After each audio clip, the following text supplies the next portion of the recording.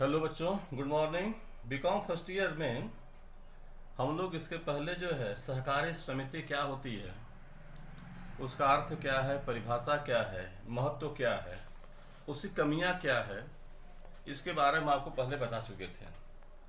आज हम लोग सहकारी समितियों के प्रकार के बारे में डिस्कस करेंगे। तो मूलतः सहकारी समितियां जो होती हैं वो कुल 6 प्रकार की होती हैं। पहला है उपभोक्ता सहकारी समिति। पहला है उपभोक्ता सहकारी समिति।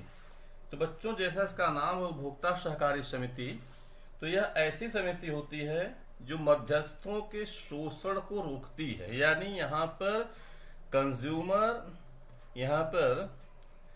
नहीं कहेंगे हम, प्रोड्यूसर और कंज्यूमर सीधे सीधे एक दूसरे से मिल लेते हैं। ये इसके बीच जो मिडिल मैन होते हैं, इनकी आवश्यकता यहाँ नहीं पड़ती है। यानी कोई भी उत्पादक कोई से अपना सीधा सामान उपभोक्ता को बेच सकता है। तो ऐसी सहकारी समितियां जो मध्यस्थों के शोषण को रोकने के लिए उचित मूल्यों पर गुणवत्ता वाली उपभोक्ता वस्तुओं एवं सेवाओं की नियमित आपूर्ति सुनिश्चित करने के लिए उपभोक्ताओं द्वारा संगठित की जाती हैं।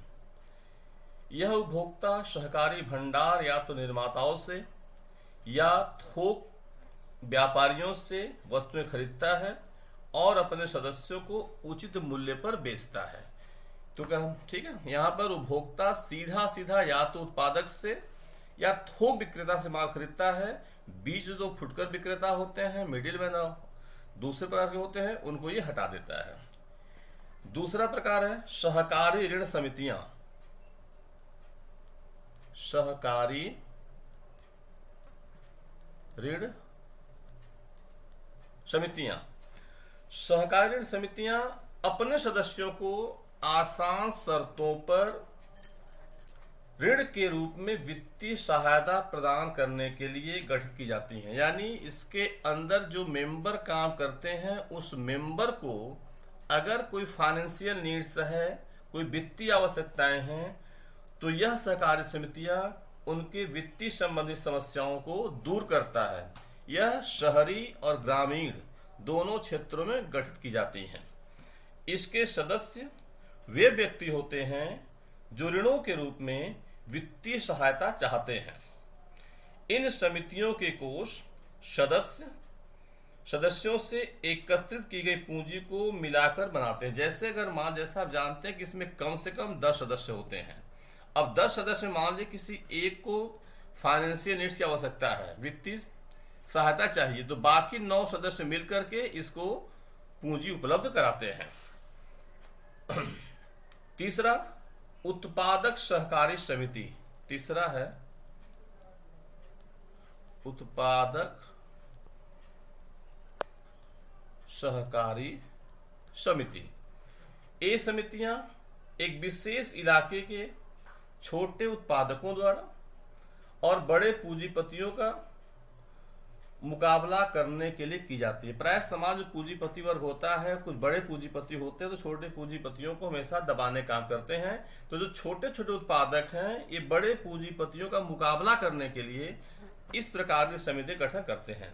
साथ ही इनका जो उद्देश्य होता है, वो अपने सदस्यों को वस्तुओं एवं सेवाओं के उत्पादन हेतु पूंजी, माल, साज सामान आदि उपलब्ध करवाते हैं। समिति सदस्यों को इनपुट देती है और ये बाहरी व्यक्तियों को बेचने के लिए उससे माल तैयार करते हैं। यानी अगर मान लीजिए हमें किसी वस्तु को बनाने की आवश्यकता है, तो उस वस्तु को बनाने के लिए जो रॉ मटेरियल कच्चा माल है, हम दूसरे लोगों को उपलब्ध कराते हैं। और ये कच्चा माल जब ये परिवर्तित माल बदलता है, पक्के माल बदलता है, तो यह ले जाकर सीधा सीधा हम ग्राहक को बेचते हैं। तो इस प्रकार उत्पादक समिति छोटे कारीगरों को न केवल धन भी प्रदान करती है, माल प्रदान करती है, बल्कि उनके द्वारा बनाए गए वस्तु को बेचने का भी काम ये करती है। चौथा है सहकारी विपणन समिति। सहकारी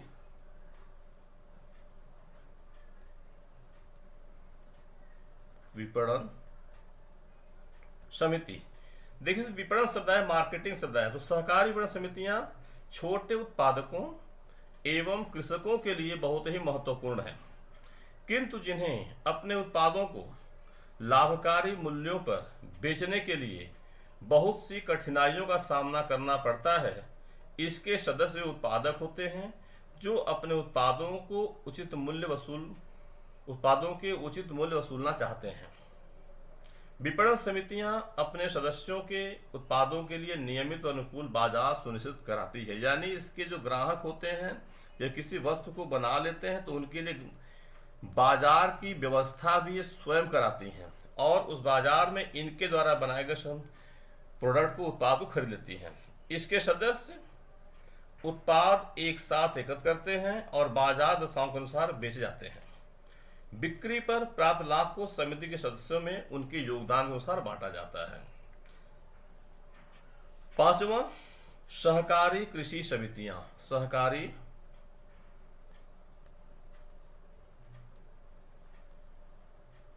कृषि समितियां, ये जो कृषि समितियां होती हैं इसके सदस्य छोटे छोटे किसान होते हैं जो मिलकर कृषि कार्यों को करना चाहते हैं।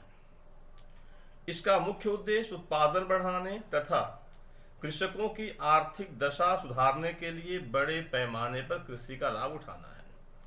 तो ये सहकारी कृषि समितियां अपने अंडर में काम करने वाले लोगों के लिए, जैसा इसका नाम है कृषि समिति, तो जाहिर सी बात है इसमें किसान ज्यादा आता है। तो किसान क्या चाहिए? अच्छे क्वालिटी के बीज चाहिए, अच्छे खाद चाहिए, अच्छी सी मशीनरी चाहिए, सिंचाई के साधन चाहिए।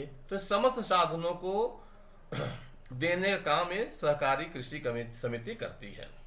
अंतिम है आवास समितियां, सहकारी आवास समितियां। आवास समिति जैसा आप जानते हैं कि ये व्यक्ति के मूल आवश्यकताओं में एक है। तो इन समितियों का निर्माण उन व्यक्तियों के द्वारा किया जाता है जो उचित लागत पर मकान या अपने मकान के निर्माण के लिए जमीन खरीदना चाहता है।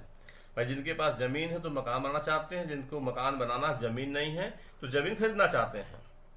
तो ऐसी समितियों का निर्माण शहरी क्षेत्रों में अधिक होता है जहां आवास समस्या विकट होती है।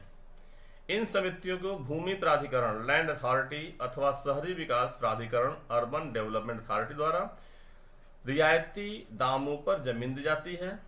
ये समितियां फ्लैट बनवाती हैं तथा किस्तों में भुगतान की सुविधा भी देती है, यानी आप मकान लेंगे, अपने सदस्यों को मकान उपलब्ध कराते हैं और पूरा पैसा एक साथ न लेकर के वो इंस्टॉलमेंट लेते हैं, वो छोटे छोटे किस्तों में लेते हैं जिससे देना आसान होता है। ये समितियां अपने सदस्यों को प्लाट देती हैं ताकि वे अपने पसंद का मकान बना सके। ये समितियां अपने सदस्यों को ऋण प्रदान करने के लिए आसान शर्तों पर वित्तीय संस्थाओं से धन भी प्राप्त कराती हैं।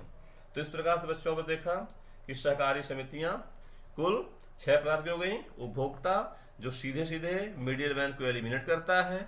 दूसरा सहकारी ऋण समिति है जो अपने सदस्यों को मिनिमम इंटरेस्ट पर फाइनेंशियल सहायता देती है। तीसरा उत्पादक, यानी इस समिति के लोग उत्पादन करने के लिए रॉ मटेरियल खुद प्रोवाइड कराते हैं और इनके द्वारा तैयार माल को ले लेते हैं।